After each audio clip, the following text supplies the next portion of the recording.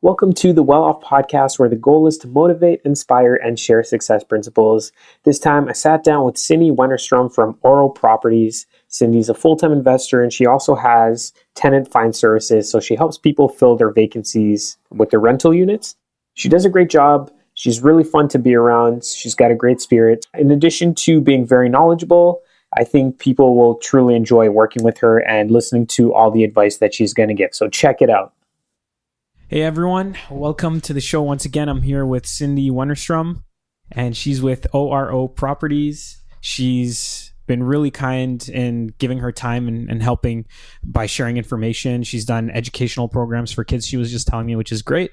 So we're going to be discussing a couple of different things. She's a professional real estate investor, full-time investor. She owns several properties. And I guess you're originally from Sudbury, so maybe we'll start by talking about where you came from. Sure. Originally from Sudbury. Most of my family is still there. I was born and raised. I never thought I'd leave, but I got an offer I couldn't refuse from an employer and decided to embark on the journey to come to Toronto.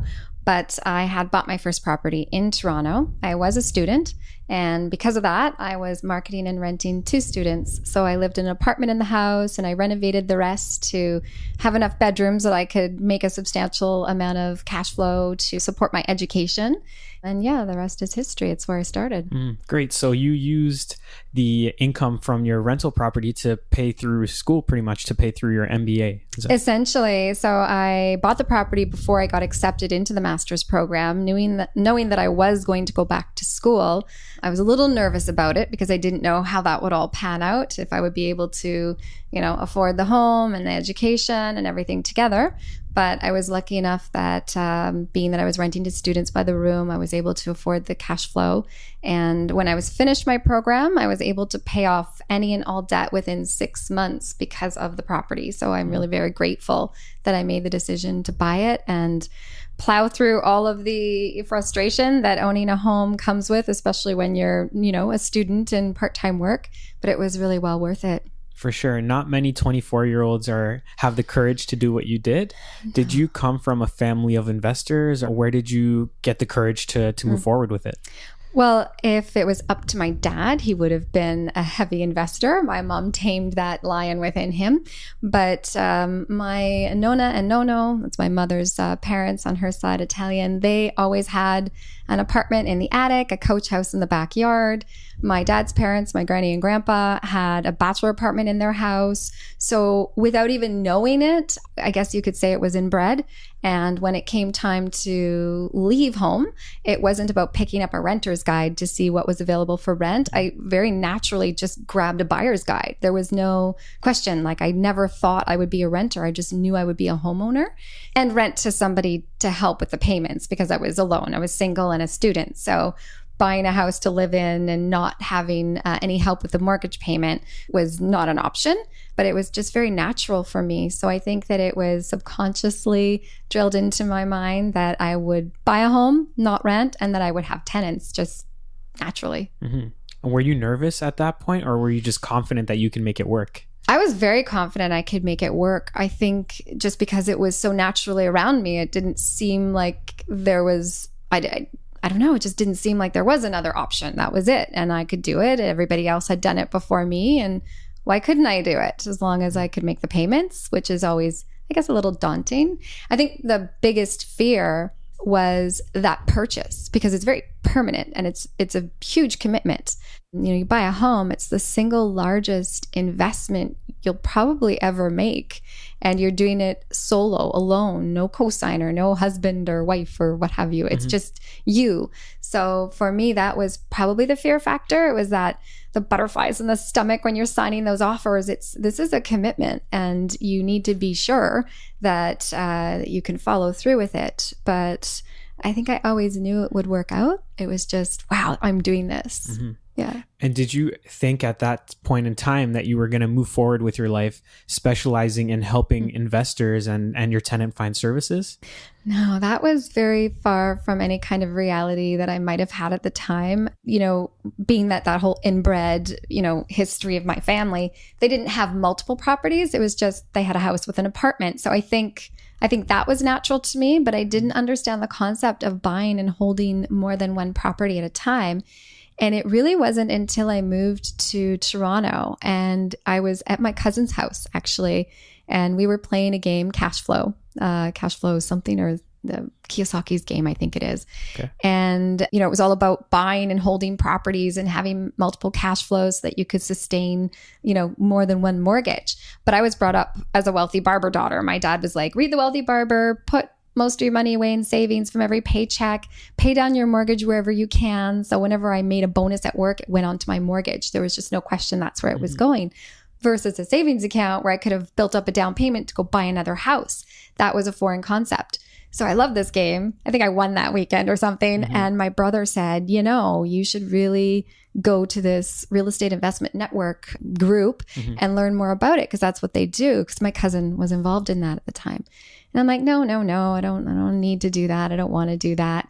And I think it was about a year later, I finally went and my mind was blown. I'm like, wow, people do this. Why can't I? I mean, I did it once. I'm doing it now. I can do it again. And it's just, I think being around others who are doing it, it just opens your mind right up. Whereas, you don't think about something until it's presented to you. So the concept was never really something I sought out or anybody told me about. And once I had that idea and that vision, I was like, there was no turning back. I'm like, have to do this. Right. This is the way it should have been from the beginning. Right. So you knew right away, maybe after going to Rain, yeah, you found out and you said, this is what I want to do. I want to focus on investments and buying properties. I didn't know I'd be a guru to help others. So it wasn't like, oh, I'm going to do this and I'm going to be a consultant and I'm going to help other people. I was extremely career focused. I mean, I had my MBA, I had a 4-year undergrad in honors. So for me, education and professionalism and building my career was really, really paramount. That's why I moved to Toronto. But it was probably about my, 7th year into working in a, multinational corporation that I realized that we're all very disposable. Things started crumbling around you, where coworkers were being let go or packaged out and pink slipped. And I was like, wow, they put in their heart and soul to this company that you think, and I was still of the era where you would start working for someone and you would stay. There was none of this bouncing around every 2 years you see nowadays. So I was quite flabbergasted by that. And I thought, that scared me. And I had already started to invest at that point. I had a couple properties, but it pushed me to go further and deeper and buy more and build my portfolio. And I quickly realized that no one was going to take care of my retirement or my savings or my future except me. A company's not going to do it. Yeah, they can help with a retirement package or what have you. But how many people actually make it to retire with them? Or how many people really get the stock options and the RSPs and contributions? Like, not everybody. So that's when it became sort of my vision and my mindset that I was going to do it for myself. And naturally, people would come to me for, let's call it advice. I became the water cooler girl for real estate. Everybody wanted to know what my thoughts were on interest rates rising or falling or market prices going up or down. And they would say, you're crazy. You're still buying. You should stop. And I'm like, no, now's when you want to do it. Everybody else is running. I should probably be, not doing the same thing. Based on my research, based on the fundamentals, it doesn't make sense to stop buying. I need to keep going. You should be buying too. Yeah.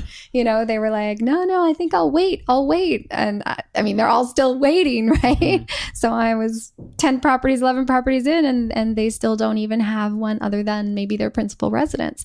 So they could have been millionaires, but they wanted to wait. So I just couldn't wait.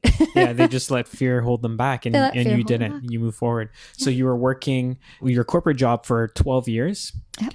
And then what was that like? Do you remember what it was like to consider actually leaving the security of paycheck every 2 weeks and going into starting your own company and devoting yourself to investing?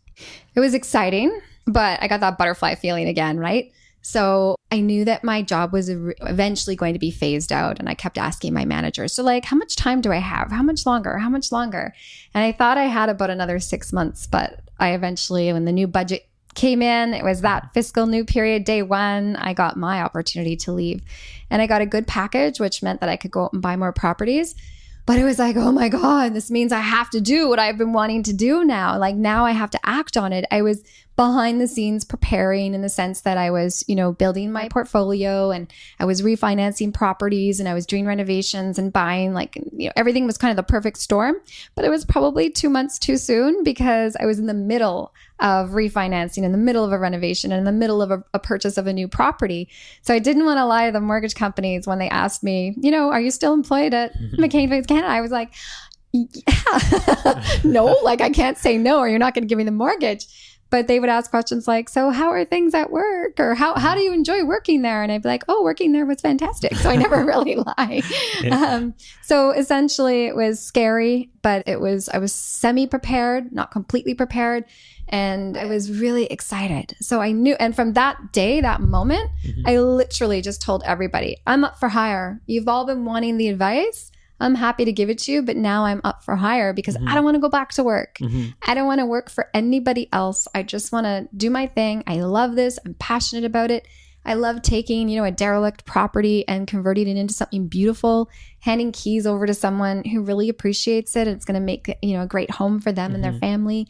So I was super stoked and super excited, but it was a huge adjustment. The security was gone. My job was like a husband. I had a company car, I had a computer, I had a phone, it paid for my internet, I had health benefits, I had a healthy paycheck every 2 weeks, and suddenly every single one of those things was ripped away from you. You got a buffer period, but within a couple months, that was going to be gone. So it was extremely scary. But I think that's being an entrepreneur. You have to start somewhere. Anybody who starts a business or has a vision or has an idea, you have to just do it. The fear holds people back. And had I, not got my package, would I have ever left? I probably would have, but I wanted the package. You don't want to leave without getting it, because you're like, I worked 12 years. Right. I want that, package to be able to take that money and start my venture. So for me, it was kind of like a gift, but it was a scary one. Yeah, for sure. Yeah. Yeah, I can say that you're probably one of the people that are the most passionate about real estate that I've ever met. Really? And you're the second person that told me. I just interviewed someone recently, Andrew Brennan, who went through a very similar thing. He was actually working for a company for about 12 years, and they gave him a package. They downsized, and he started his journey. He's got over 100 properties now. Oh my God. That actually stresses me out.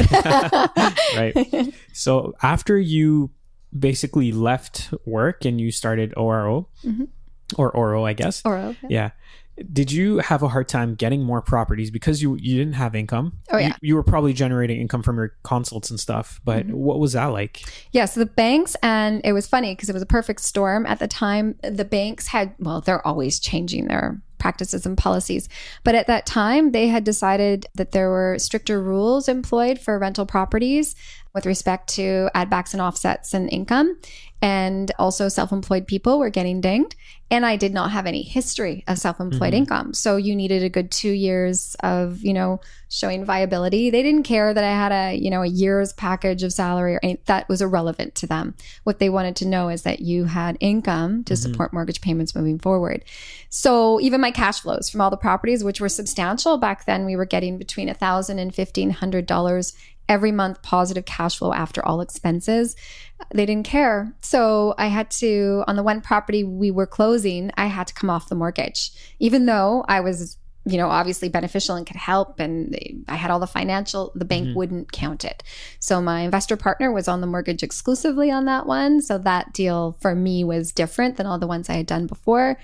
But I guess it over time, and just you start to show income, and so they start to like you again. The policies change, and so now they have a new policy for self-employed people, which helped my case. And they started to look at portfolios differently. So every time you apply for a mortgage, it's never the same thing. But it was more challenging, like right at that moment when I left and embarked on my own business, because you don't have anything to show them as far as security for them. They just want to be secure. Yeah, for sure. And where are you at today in your career? Are you still looking to buy properties, or are you kind of just keeping what you have and focusing more on Oro? Yeah. So if I had all the money in the world, I'd still be buying. I think that because the last 2 years for me personally have been very different. I got married. I bought a piece of property with my husband, actually on the water, and we started building our dream home. So for us, we decided let's just take a back seat. Let's put all of our money that we would have put into real estate into an account for the builds, and let's focus on that because we don't know if we'll need emergency funds, and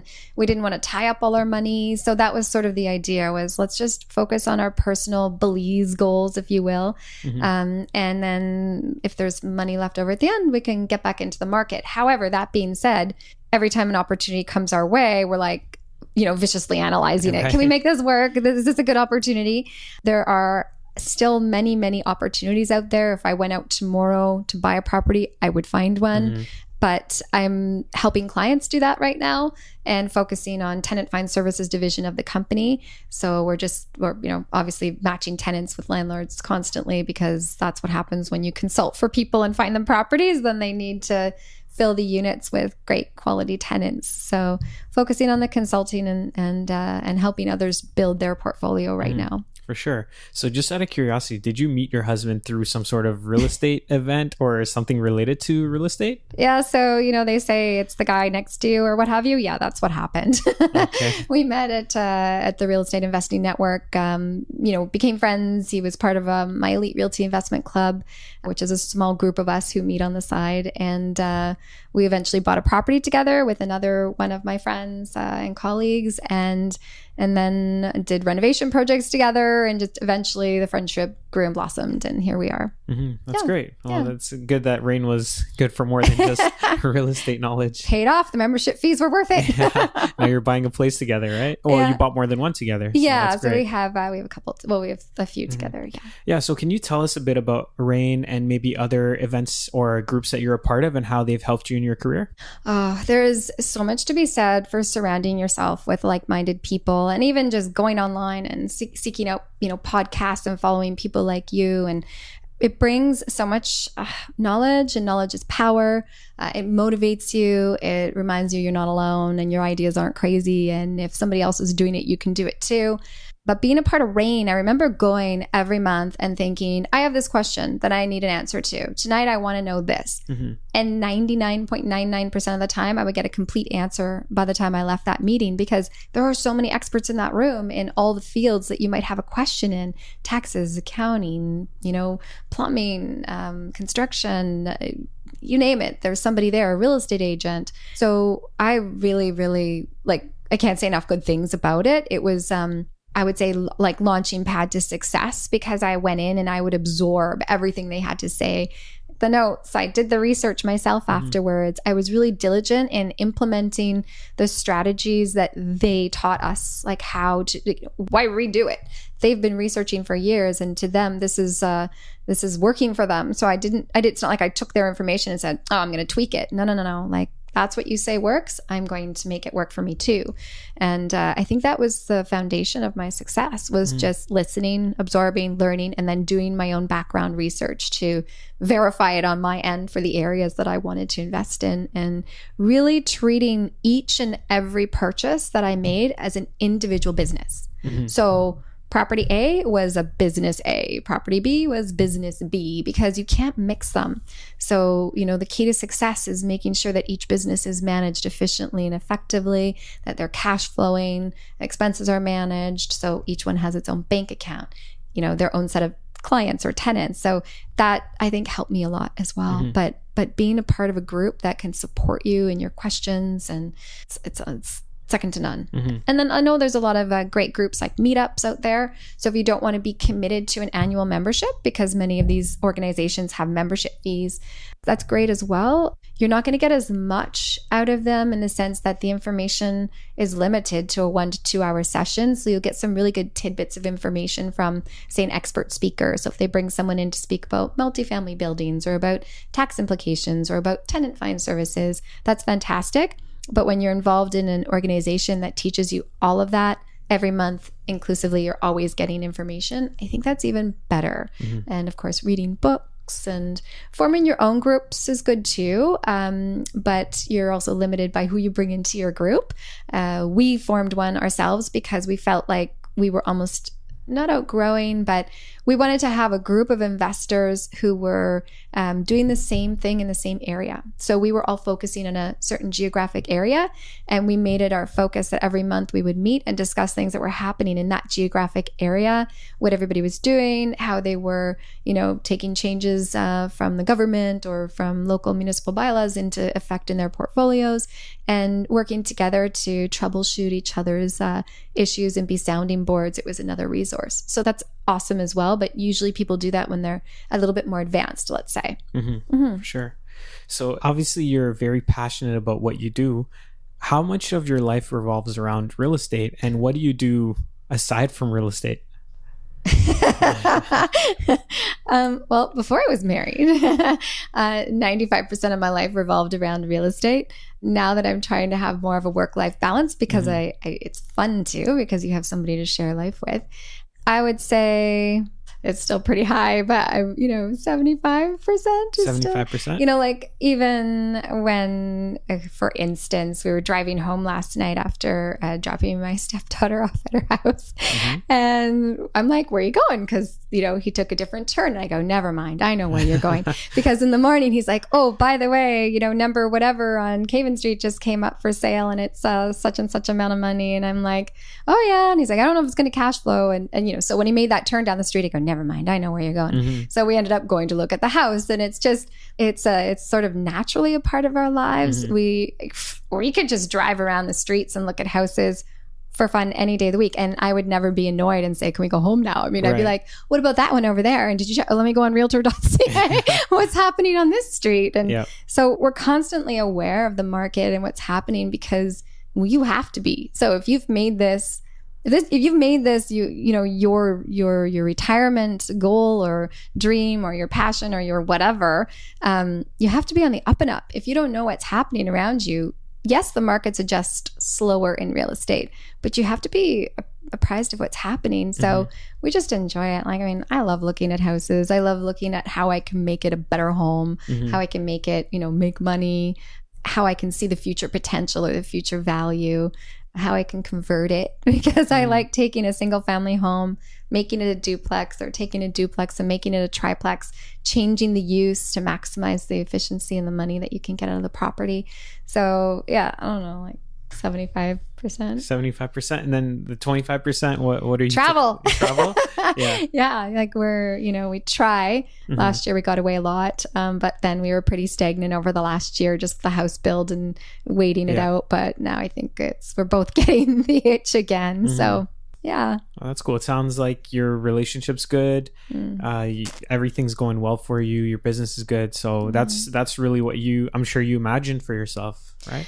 Yeah, I probably should have some kind of a work back goal and say, oh, I want to be here in so many years. But when I left my corporate job, it was just like, I just want to make as much money as I did when I was working, and then I'll never have to work for anybody else again. And whether that comes from the business or from cash flow, it's just that was kind of my, I'll be fine if. And I never said, oh, by 2018, I want to have this much in sales, like a true entrepreneur, an MBA should. It was more just, I love what I do and the money will come, and I'm just going to do what I do and enjoy it and not look back. And, I can't say that I plan to, be somewhere and have a certain amount of massive properties or anything. It's fun every once in a while, though, to go back and analyze what you have and go, oh, so that worked out okay, and to be able to share that with people who come for guidance and advice and say, well, look, you bought 5 years ago when we were talking about it, this is what it would be today. And giving them that inspiration to say, it's still not too late. It's never too late. People would have said it was too late when I started 12 years ago. Then it's not. It's always the good time to buy, as long as you do it smart. Yeah, for sure. So if we go back to that time when you were working your corporate job, just want to bring that up for a second. Were you happy doing what you did? Did you picture the perfect life being a corporate job and, that 9 to 5, or were you kind of miserable doing what you do? I have always been very dedicated and devoted. And when I do something, I do it with every grain in my soul. So I was very devoted to the company. You would say it was tattooed to my behind. And I put forth great effort in making sure that I was devoting myself completely to it. So I was passionate about what I was doing in that regard. You know, the passion wears off at the end when, like I said, you see like the consulting groups come in and people get let go. You're like, wow, it's not what I started out loving, and the you know, the team and the bond and all that stuff, it changes. But I still went to work every day going, no, I'm going to do a good job today, and I love what I do, and I love the people that are still around me, and you're just going to like trudge through it a little bit. But definitely when I left that office, I loved the real estate more. So that was what kept my fuel, you know, in me going. I literally would start, like at the last couple of years, I started parking in a parking lot across the road that I had to be out of by 6 p.m. Because if I wasn't, I would get a ticket. So it was like encouragement for me to leave the office on, not time, but like by 6 at least. Because I was one of those people that would stay till 10, 11, 12 o'clock at night. And I still do that today, but now I do it for myself. Right. So I would have to leave by 6, and then I would run to like the Home Depot or whatever, pick up what I needed, go to the properties, check work that was done, or show apartments, or because I was doing everything myself back then. Obviously, I didn't have staff. So that was sort of my routine and ritual. And that really kept me energized, because from, 6 to, I'm not going to lie, it was like 1 to 3 in the morning, I would be doing real estate. And then I'd go to bed, I'd get up 6 hours later, and I do it all over again. And it was that it was like adrenaline rush after work. Okay, now I'm re-energized. It's time to work on my, real estate. And that was, had I not said, okay, 6 o'clock, I'm out of here, I probably wouldn't have advanced as far as I did, because when do you find the time, right? That's why it's hard for people with families. Like, I get it. You're working full time and you have a family and you want to do it, but you're like, how do I do it? Where do I find the time?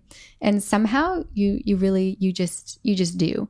So did I know where I would be today? Kind of, but not really. It sort of just all fell into place. For sure. Yeah. And so as we're sitting here in your office, when I came in, you had like these mindful sounds playing on your laptop. You've got an infuser, Himalayan salt lamp, and all that. What do you do to stay positive and to maintain your energy level?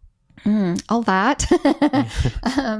Running, keep saying yoga, but like yoga classes are few and far between because of time. But just being with my family, and we bought a waterfront property for a reason. You'll find us there, even though the house is not built. You'll find us on that beach having a bonfire and, cigar, cognac, tea, whatever, just about any day of the week that we feel we need to, get grounded and be like at peace, I guess, if you will. It's important to have work-life balance, which I've never had. Like for me, my balance is, everybody's balance is different, but definitely just family. So making time. So I try to leave early on the days when, I know we have my stepdaughter and stuff, because it's more important to me than working, right? There's a balance to be struck. So yes, I have the Himalayan salt lamp. Yes, I use essential oil diffusers. We eat extremely healthy. Like we try to live a healthy lifestyle because it keeps you energized. Like yesterday we went rollerblading down by the water, all along the waterfront, and just getting outside and having some fresh air and not being stuck in an office 24 hours a day. It does a lot for the soul. And do you feel like that work-life balance that you now have, has that motivated you, or I should say, has that helped you become more productive? Probably. I mean, every time you go away on vacation, you have to do a lot before you leave. Right. I always used to say, if you ever want to clean your desk off, go on a vacation. Of course, when you come back, it's piled up again. But I mean, I would say that I always feel like I could, not that I'm not productive, I'm very productive. I can knock off more things in one day than I think most people can in a week. And that's why, you're successful. But I always feel like I'm catching up. And I think any entrepreneur feels that way. It feels like no matter what you do, you're never the spot that you wanted to be. There's never nothing to do. You're never caught up on bookkeeping or payroll or whatever. There's just always something, notices for tenants. Like, it's constant. So this is not a life for someone who doesn't want to be bothered, say after 5 o'clock at night. And I'm okay with that because it's my lifestyle, and I'm okay being accessible 24 hours a day, if you will. But unless you you have to hire all these things out to management companies and And even still, we need to get a hold of our clients sometimes after hours to make decisions or make them make the final decision. So I don't even know. Does it make me more productive? Maybe. I guess without it, I might be a lot worse off. I'm sure it recharges you and helps you in different ways. I want to ask you, what are some of the principles that you live by? Some of the principles that I live by, like from just in general? Either personal or for your business.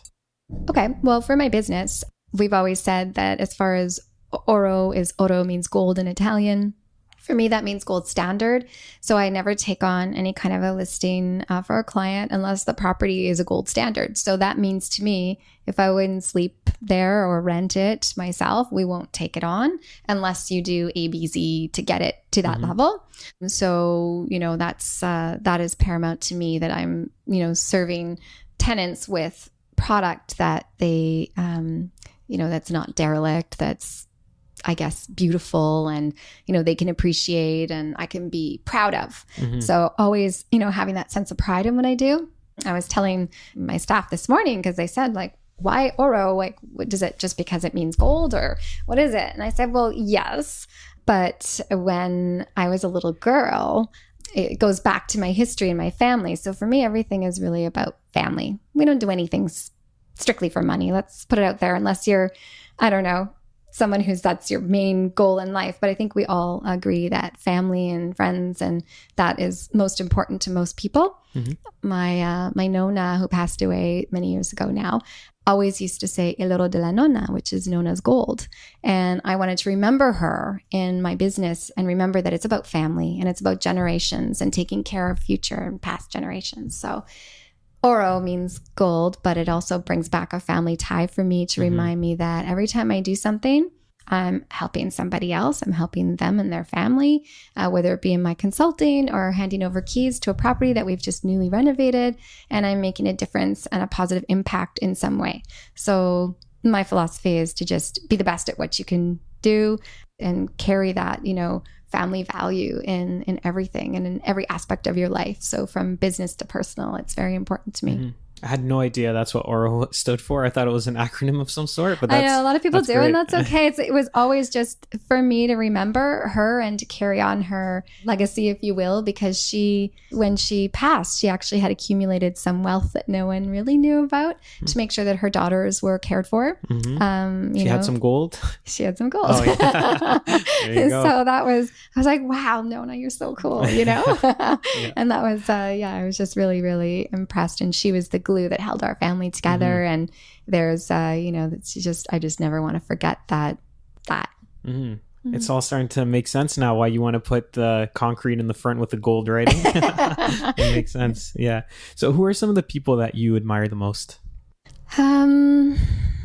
Well, I just told you about one, no longer around, but I have to say that when it comes to, my business and the goals and the portfolio that I've amassed, I owe a lot to Don Campbell. He's, he was the main real estate investment network icon, and he is just so down to earth and so friendly and such a wonderful human being, but also so powerful and knowledgeable in his insights and what he does, and so passionate about real estate. And that passion was felt like, he's just larger than life, but he's this little guy, and he's just so amazing.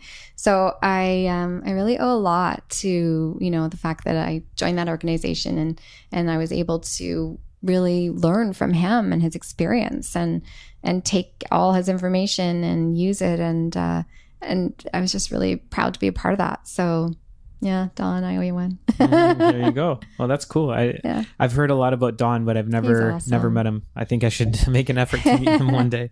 Yeah. All right. What are some of the biggest challenges that you've had to face in your business and maybe just in general? Well, honestly, the biggest challenge in my business is staffing.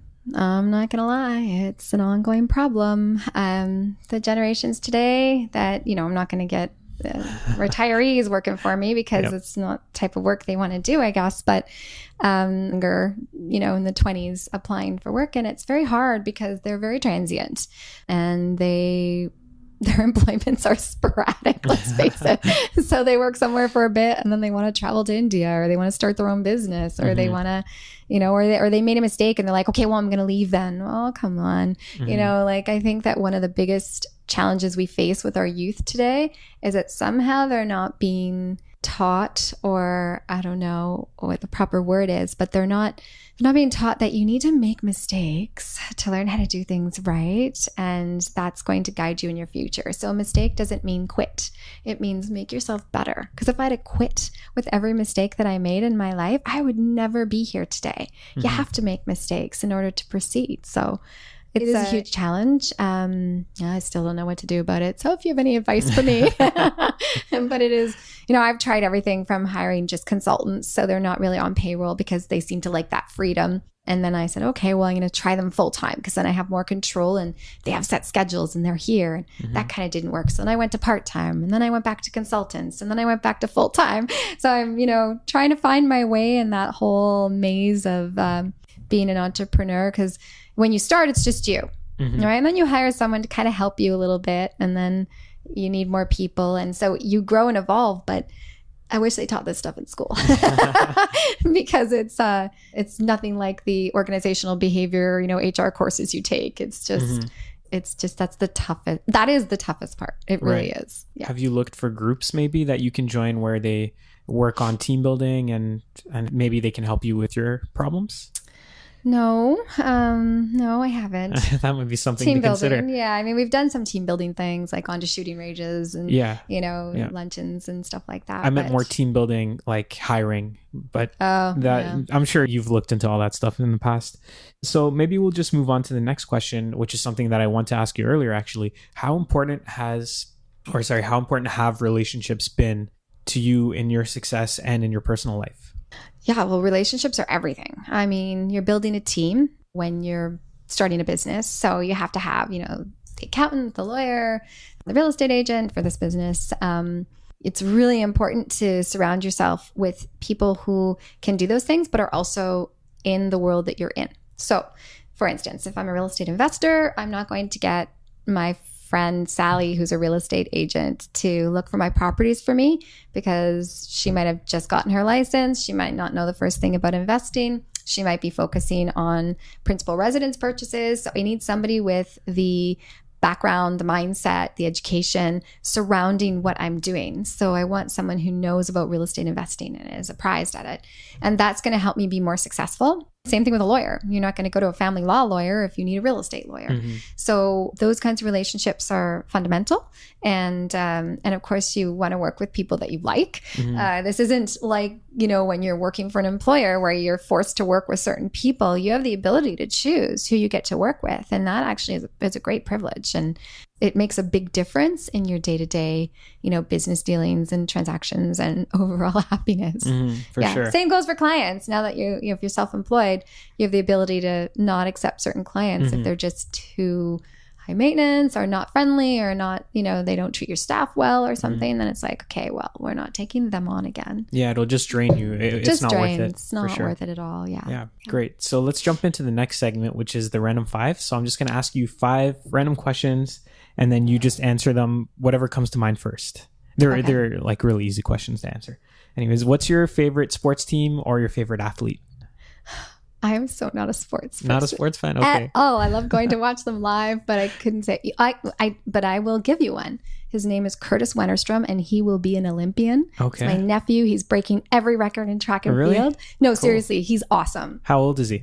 Oh, he's like 15 right now. 15? But this kid is blowing everybody out of the water. Really? Yeah. What does he specialize in? Like which triple jump, long jump. Yeah, he's phenomenal. Like he just broke another record at NOFSA or something. Wow. Yeah, so cool. He's amazing. There you go. Favorite athlete. Yeah, favorite athlete. Okay. What's been the most influential book for you? Don's, the very first book I ever read of his probably, which was Investing in Real Estate 101 or something. I don't remember the name of it, but his first book, because it opened my eyes to the possibilities, right? That I was not privy to in the past. Cool. Yeah, I gotta look into this guy a little bit more. Do you listen to podcasts, or are you more into maybe audiobooks or anything of that sort? Well, because I was a RAIN member and I didn't always attend the meetings. And then the last, I think 2 years, I was actually just a remote member. So I wasn't going to the meetings, but I was getting the CDs. That's about it. But I'm like a constant YouTube junkie, not necessarily only about real estate, but about all things. So I'm always seeking information and listening, and it's mostly on YouTube. Are you like listening to stuff about yoga and mindfulness? Everything. Yes, everything. Food. I love food, cooking. Everything. Health, nutrition, cancer therapies, like everything. So, yeah. You're living the Zen life. Are you more of a morning person or a night person? Night hawk one. Yeah. Oh yeah, absolutely. I've always been, even in university, could work till 3, 4, 5 in the morning, no problem. But get me up at 5 in the morning, forget it. You won't do it? So we wake up at what, like 8 o'clock or something? Yeah, like 7:30 to 8:30 is really awesome. If I have to get up earlier, I will, but I begrudge it. I'm not happy. Okay. Yeah. And are you more into ice cream or sorbets? Chips. Yeah. Okay. Because you sound like you're really into, you've mentioned it, you're really into well-being and eating well and all that. So what, chips are your weakness? My weakness, the salt. I can't help it. The crunch and like salt and vinegar chips. And if you gave me the 2 options of sorbet and ice cream, I go, I don't know. Well, maybe I'll go see if there's any chips in the cupboard. Got it. Okay, so that's the last question. Is there anything you want to share? Can you tell us how people can reach you and what services you might offer? Sure. Well, I can be reached online. You can Google my name, Cindy Wennerstrom, or Oro Properties, and you'll find all kinds of information. It's cindy@oroproperties.ca is my email. And I'm always happy to take on new clients who have really nice properties and they want to find, AAA awesome tenants, because we don't just look at gold standard at the property. It's also the people that go into it. And my consulting services are varied. So I do everything from going to look at a property with you to see if it will cash flow or what you need to do to make it a viable investment, to, doing a consultation prior to even going shopping. I arrange shopping days with other agents with you to take you out and see 10, 15 properties and then make offers that day. I manage renovations. I give design advice. And then the tenant find service. So kind of your one-stop shop for anything and everything related to real estate investing, landlording, tenant, etc. Definitely very knowledgeable, and design taste is really good. Thank you. So I'm sure you've helped a ton of people. And I really appreciate your time, and we'll definitely stay in touch. Thanks, George.